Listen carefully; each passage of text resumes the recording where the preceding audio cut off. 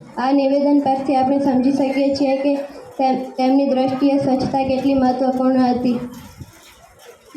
તેમણે સ્વસ્થ અને સ્વચ્છ ભારતની કલ્પના કરી હતી અને તેને પૂર્ણ કરવાનું કામ વડાપ્રધાનશ્રીએ ઉપાડ્યું હતું.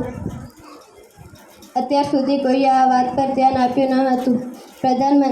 પ્રધાનમંત્રીએ સમગ્ર દેશને આ અભિયાનમાં વધુમાં વધુ સંખ્યામાં જોડાવા અને તેને સફળ બનાવવા અપીલ કરી હતી.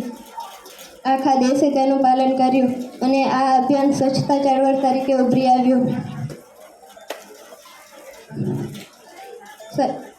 સ્વચ્છતા ચળવળ ભાગરૂપે વડાપ્રધાનશ્રી સાથે રસ્તા પર ઉતરી આવ્યા હતા. સાવરણી લઈને વડાપ્રધાનશ્રી પોતે વારાણસીમાં ગંગા નદીના કિનારે 80 ઘાટની સફાઈ કરી હતી. આવો આપણે પણ આ અભિયાનમાં જોડાઈએ. અસ્તુ. જય હિન્દ, જય ભારત.